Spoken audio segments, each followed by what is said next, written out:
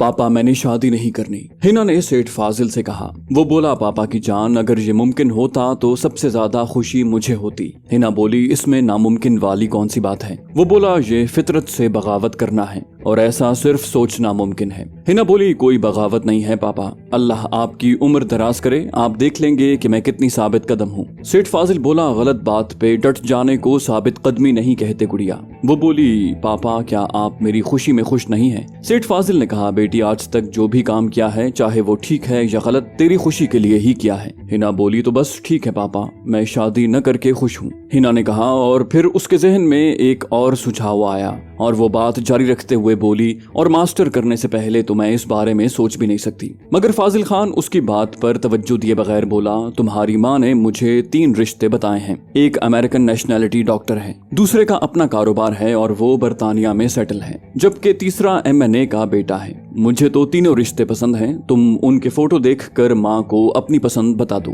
हिना बोली पापा अगर आप रिवायती वालिदैन की तरह जबरदस्ती करना चाहते हैं तो आपकी मर्जी, वरना मैं किसी डॉक्टर इंजीनियर पर राजी नहीं हूँ। फाजिल खान ने प्यार से उसके माथे पर बोसा देते हुए कहा पापा की जान, तुम्हें पता है कि मैं तुम्हारे साथ जबरदस्ती नहीं कर सकता। बहरहाल तुम्हारे पास 2 हफ्ते का वक्त है, अगर कोई लड़का पसंद है तो माँ को बता देना, मुझे कोई एतराज नहीं होगा। दूसरी सूरत में 2 हफ्ते के बाद मैं अमेरिकन डॉक्टर की फैमिली को घर बुलवा लूंगा, फिर तुम्हारी मर्जी, भरी महफिल में अपने पापा की इंसल्ट करवाती हो या उसकी बात की लाज रखती हो। और फिर हिना का जवाब सुने बगैर कमरे से बाहर निकल आया। वो अच्छी तरह जानता था कि हिना कभी भी उसके सामने इस्माइल की चाहत का इकरार नहीं करेगी और इसके अलावा वो किसी लड़के से भी वाकिफ नहीं थी। इन्हीं सोचों में सरगर्दा वो अपने मखसूस कमरे में दाखिल हुआ तो अचानक उसके खुफिया मोबाइल की घंटी बजी। उसने जल्दी से अलमारी से वो मोबाइल निकाला और कॉल अटेंड करता हुआ बोला यस सर, फाजिल स्पीकिंग। दूसरी तरफ से आवाज आई सेठ साहब, सुना है परसों फिक़्ह जाफरिया वाले एक बहुत बड़ा जुलूस निकालने वाले हैं। कोयटा में होने वाले हालिया धमाके में उस फिरके के काफी अफराद हलाक हुए हैं और उनके गम में एहतजाजी जुलूस दूसरे बड़े शहरों के अलावा कराची से भी निकाला जाएगा।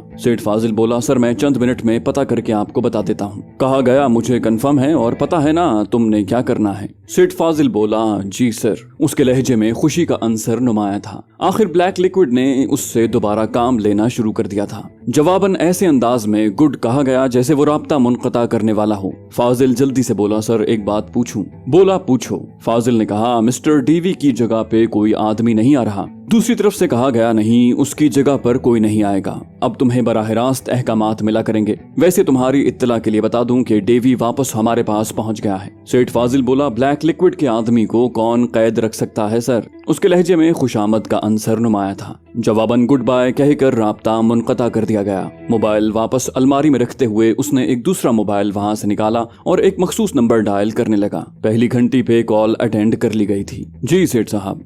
कैसे हो मुनव्वर? वो बोला फिट एंड फाइन सेठ साहब। फाजिल बोला अगर यूं है तो एक सुजुकी कार तैयार करवा लो, कल शाम तक चाहिए होगी। मुनव्वर बोला हो जाएगी सेठ साहब, कहाँ भेज दूं? एक लम्हा सोचने के बाद वो बोला मेरे घर ही भिजवा देना। वैसे कोई खतरा तो नहीं होगा ना? असल में पहले मैं जिस जगह को इस्तेमाल किया करता था वो किसी दुश्मन के हाथों तबाह हो गई है। मुनव्वर बोला कैसी बात करते हैं सेठ साहब, अगर मेरे काम में भी खतरा हो तो फिर बाकियों में और मुझ में क्या फर्क रह जाएगा? सेठ फाजिल बोला वैसे एक दूसरी जगह है मेरे पास, मगर वो उस लोकेशन से काफी दूर है जहाँ ये इस्तेमाल होनी है। और फिर ये तो आप जानते हैं कि जितनी दूर से आएगा पकड़े जाने का खतरा बढ़ता जाएगा। फिर भी अगर जरा सा खतरा भी हो तो मुझे आगाह कर दो, मैं रिस्क लेते हुए उसी दूर वाले मकाम को इस्तेमाल कर लूंगा। मुनव्वर बोला सेठ साहब अब इतनी बेएतबारी भी अच्छी नहीं होती। जब तक हमारा मखसूस फंक्शन एक्टिवेट नहीं किया जाएगा हल्का सा भी खतरा नहीं, आप बिल्कुल मुतमईन रहें। सेठ बोला ठीक है, कल शाम तक काम हो जाना चाहिए। जवाब मिला ठीक है सेठ साहब, मैं कोशिश करूंगा, शायद इससे पहले ही मुकम्मल कर लूं। सेठ फाजिल बोला ओके,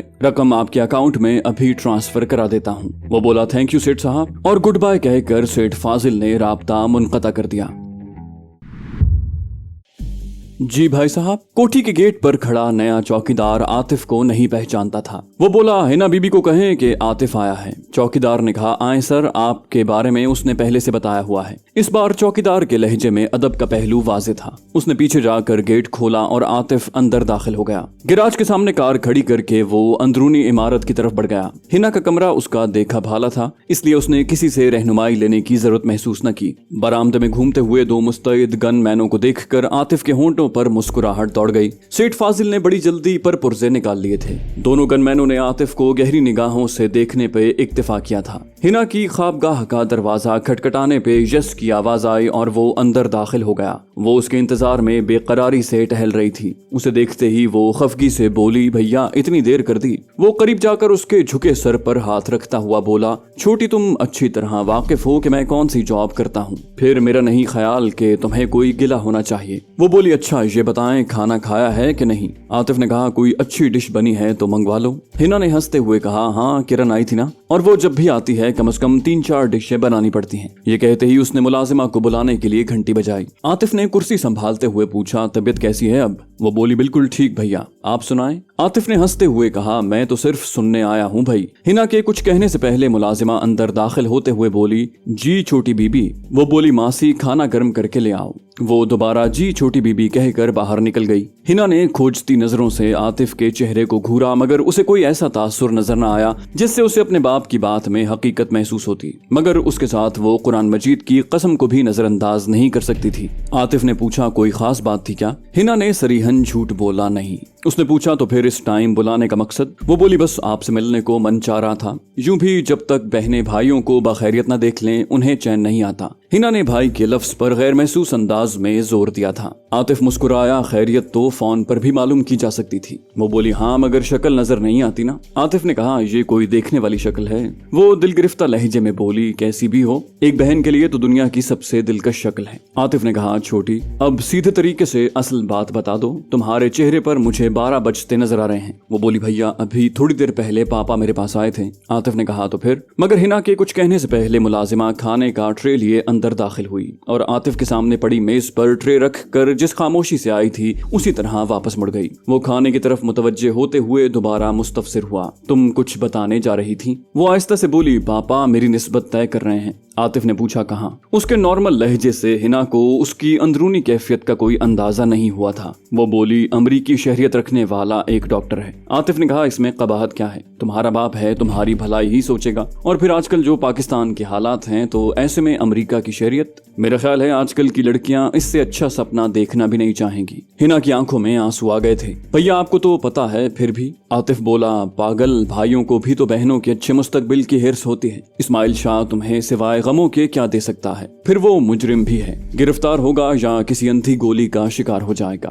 मेरा मशवरा भी यही है कि ये मोहब्बत वगैरह के फरेब से निकलो, और भी गम है जमाने में मोहब्बत के सिवा। वो बोली, इस्माइल शाह से इतनी नफरत का इजहार किस लिए? हिना के लहजे में कोई ऐसी बात जरूर थी जिसने उसे चौंका दिया था। निवाला हलक से नीचे उतारते हुए उसने पूछा। आतिफ ने कहा, अपनी रिहाई के बारे में तुम्हें तुम्हारे बाप ने क्या बताया है? हिना के अंदाज पे उसे मजबूरन मौजू बदलना पड़ा था। वो बोली, पापा ने जो बात की वो रिश्तों का तकद्दुस खत्म करने वाली है, इसलिए वो राज ही रहे तो बेहतर है। आतिफ ने उठते हुए कहा, ठीक है फिर मैं चलता हूँ। ये तकद्दुस मुझे इतनी जल्दी बहाल होता नजर भी नहीं आता। वो इत्मीनान से बोली, पहले मुझे खुदकुशी करने वालों पर हंसी आती थी। आतिफ के बाहर की तरफ बढ़ते हुए कदम रुक गए। करीब जाकर वो उसकी गहरी स्याह आंखों में झांकता हुआ बोला, क्या भाई के रिश्ते से एतबार उठ गया है? वो बोली, नहीं, लेकिन जब कुरान मजीद हाथ में पकड़कर किसी के किरदार पर उंगली उठाई जाती है तो यकीन न करना बहुत मुश्किल हो जाता है। एक झमाके के साथ आतिफ को सारी बात समझ आ गई। वो उसके साथ ही बेड पर बैठता हुआ बोला, छोटी तेज धूप में सहरा या किसी चटियल मैदान में से गुजरने वाले आदमी को अपने सामने थोड़े फासले पे साफ और शफाफ पानी की लहरें नजर आती हैं। इसे उर्फ आम में सराब या फरेब नजर कहते हैं, और याद रखना ये फरेब नजर कईयों की जान ले चुका है। हिना बोली, भैया कुछ समझ नहीं आ रही मेरे साथ क्या हो रहा है। वो रो पड़ी। आतिफ ने कहा, अगर मुझे हल्की सी भी उम्मीद होती कि तुम राज रख पाओगी तो मैं सारी कहानी बता देता। याद रखना, मैं ना तो राशि हूँ और ना ही किसी मुजरिम के साथ रियायत बरत सकता हूँ, चाहे वो मुजरिम मेरा बाप ही क्यों ना हो। अलबत्ता किसी को अनजाने में जुर्म की राह पर डाल दिया जाए तो ये और बात है। बाकी यकीन करो तुम मुझे छोटी बहन की तरह ही अजीज हो। मैं तुम्हें अपने किसी मकसद के लिए इस्तेमाल नहीं कर रहा। इस्माइल शाह को तुम्हारी रजामंदी से गिरफ्तार किया था, वरना अब भी तुम उसके पास चंद दिन गुजार कर आई हो। क्या मैंने तुमसे इस्माइल शाह के ठिकाने की बाबत कुछ दरियाफ्त किया? जवाबन हिना का सर नफी में हिल गया। आतिफ की बात जारी थी। सिर्फ 1 माह इंतजार करो, सारी हकीकत तुम्हें बता दूंगा और फिर यकीन मानो तुम्हें कम से कम मुझसे कोई गिला नहीं रहेगा। और हाँ, किसी को बहन कहने और समझने में बहुत बड़ा फर्क है और मैं तुम्हें बहन समझता हूँ। वो बोली पापा कह रहे थे आपके हुक्म पे उनके साथ बहुत नारवा सलूक किया गया। आतिफ ने कहा इन सब बातों की सफाई अगर मैं इकट्ठे ही करना चाहूँ तो कैसा रहेगा? मेरा मतलब है महीने भर बाद, उससे पहले भी मुमकिन है मगर आखिरी हद 1 माह है। हिना बोली ठीक है भैया, मैं इंतजार करूंगी। आतिफ ने कहा अब बताओ डॉक्टर से शादी करने में क्या हर्ज है? हिना बोली ये एक शरीफ इंसान के साथ धोखा होगा, शायद मैं उसके हुकूक अदा न कर सकूं, इसलिए बेहतर यही है कि मैं शादी न करूं। इस्माइल शाह पापा का दुश्मन सही मगर मैं नादानिस्तगी में बहुत आगे बढ़ चुकी हूँ, अब वो या फिर कोई नहीं। आतिफ बोला माफ करना, अगर वो तुम्हारे वालिद के कातिल के रूप में सामने आया फिर? हिना बोली मर्द के बगैर जिंदगी गुजारना बहरहाल इतना भी मुश्किल नहीं है और बिलफर्ज कोई मुश्किल नजर आई भी तो शादी बाद में तो की जा सकती है। 20-21 साल कोई इतनी बड़ी उम्र तो नहीं है कि भाई बहन की शादी की फिक्र में घुलना शुरू कर दे। आखिरी फिक्रा कहते हुए उसके लबों पर मुस्कुराहट खिलने लगी। आतिफ के होंठों पर भी तबस्सुम खिलने लगा। उसने कहा मैं नहीं, इस फिक्र में तुम्हारा बाप घुल रहा है, अलबत्ता मैं उसकी तायद कर रहा हूँ क्योंकि लड़कियां जितनी जल्दी अपना घर बसा लें उतना बेहतर होता है। वो बोली भैया पापा ने मुझे सिर्फ 2 हफ्ते की मोहलत दी है, उसके बाद वो डॉक्टर की फैमिली को बुला लेंगे और भरी महफिल में इनकार करने पे पापा की जितनी इंसल्ट होगी मैं कैसे इतनी जुर्रत कर पाऊंगी। आतिफ मुस्कुराया तो हाँ कर देना। वो बोली भैया प्लीज।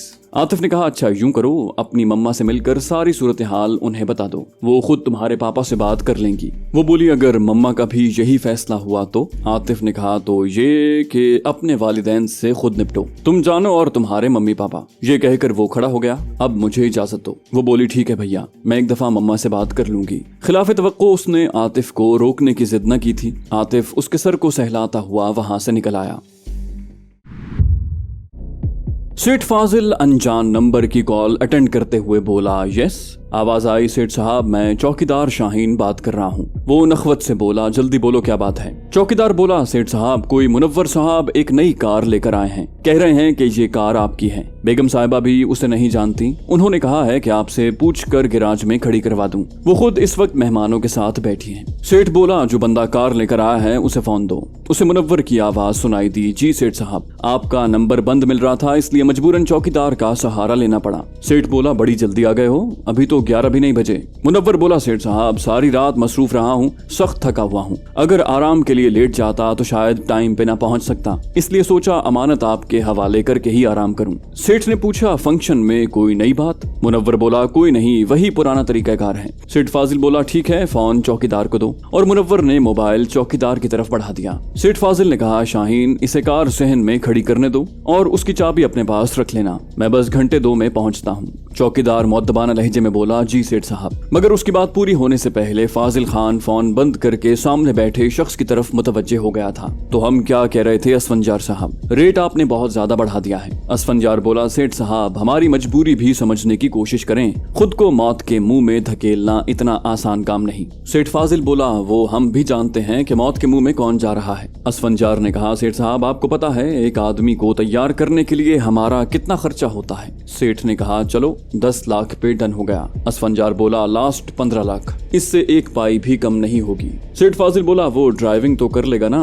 असफंजार ने जवाब दिया बिल्कुल। सेठ फाजिल ने कहा अच्छा यूं है कि कल जोहर की नमाज के बाद जुलूस निकलेगा और उसे लेकर 10 बजे हमारे पास पहुंच जाना ताकि फंक्शन के बारे में आपको ब्रीफ कर दें। असफंजार ने कहा वही पुराना तरीका है ना, टेप रिकॉर्डर के ऑफ होते ही धमाका होगा। सेठ फाजिल बोला हाँ वही है। असफंजार इत्मीनान से बोला बस ब्रीफिंग की जरूरत नहीं। सेठ फाजिल उठने लगा फिर हमें इजाजत। असफंजार हतमी लहजे में बोला खाना खाए बगैर नामुमकिन, और सेठ फाजिल वापस बैठ गया। उसे इत्मीनान था कि अगले दिन निकलने वाले फिक़े जाफरिया के जुलूस के अंदर धमाके का प्रोग्राम फाइनल हो गया था और ये काम जल्दी पे तेल डालने के मुतरादिफ था। मुल्क में पहले ही इस बारे में फजा कशीदा थी। इस धमाके ने हालात बिगाड़ने में सोने पे सुहागे का किरदार अदा करना था। मुनव्वर और असफंजार उसके पुराने वाकिफकार थे। मुनव्वर मुख्तलिफ बारूदी फंदे तैयार करने का माहिर था तो असफंजार इन फंदों को इस्तेमाल करने के के लिए अफराद तैयार करता था। इनमें खुदकुश और रिमोट के जरिए धमाका करने वाले सब शामिल थे। खाना खाने के बाद कुछ देर पीने पिलाने का शुगल चला और फिर असफंजार से रुखसत लेकर वो वापस घर की तरफ चल पड़ा।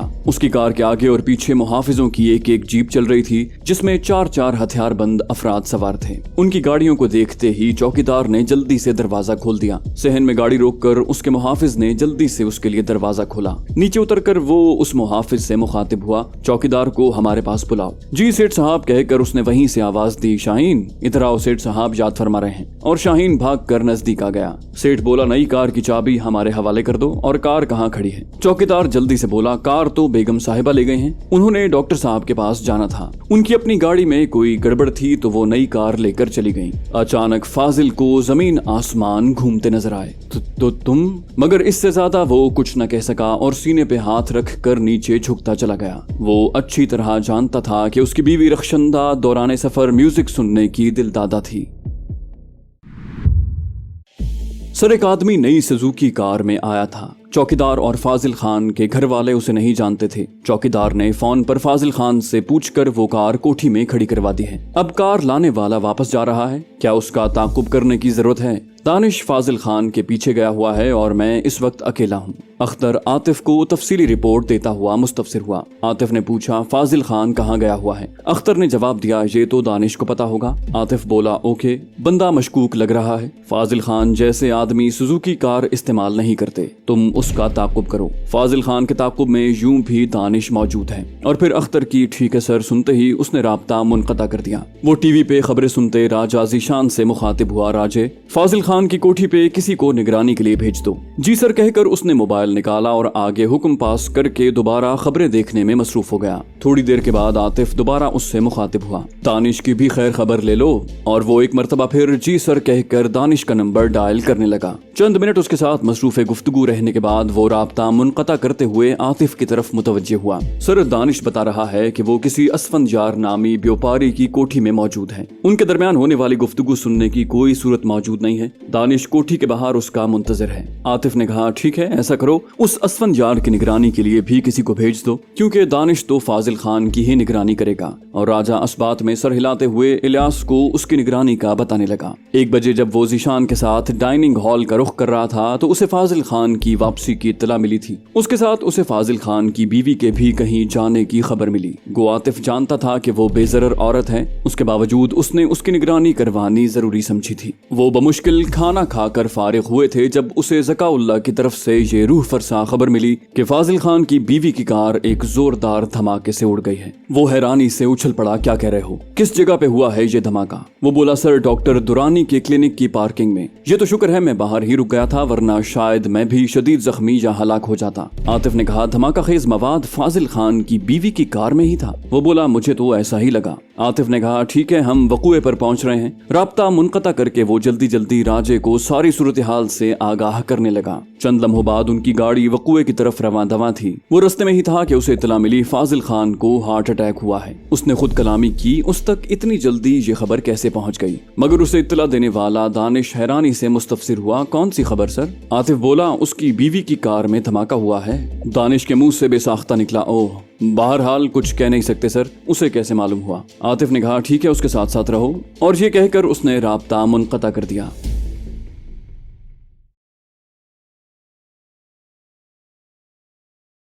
तो दोस्तों ये थी हमारी आज की एपिसोड। उम्मीद करते हैं आपको हमारी कहानी पसंद आई होगी। जाने से पहले इस वीडियो को लाइक कीजिए और शेयर करना मत भूलिए। कमेंट करके हमें बताइए कि आपको हमारी वीडियो कैसी लगी। और अगर अभी तक आपने इस चैनल को सब्सक्राइब नहीं किया तो इसे सब्सक्राइब कीजिए और बेल आइकन दबाकर ऑल नोटिफिकेशंस ऑन कर लीजिए। कराची के इलाके कायदाबाद फ्लाईओवर के करीब धमाका। रोशनी के शहर कराची को तारीक करने की साजिशें बेनकाब। भारतीय एजेंसी रॉ की चालबाजियां मक्कारियां। एक ऐसे नौजवान की दास्तान जिसे हालात ने दहशतगर्द बनने पर मजबूर किया। बदनाम ज़माना एजेंसी ब्लैक वाटर के गलीज धंधे। पाकिस्तानी ISI के कारनामे। मुल्क की खातिर कुर्बानियां। स्नाइपर और भगोड़ा के बाद पेश खिदमत है रियाज आकिब कोहलर का एक और शाहकार नॉवल दलदल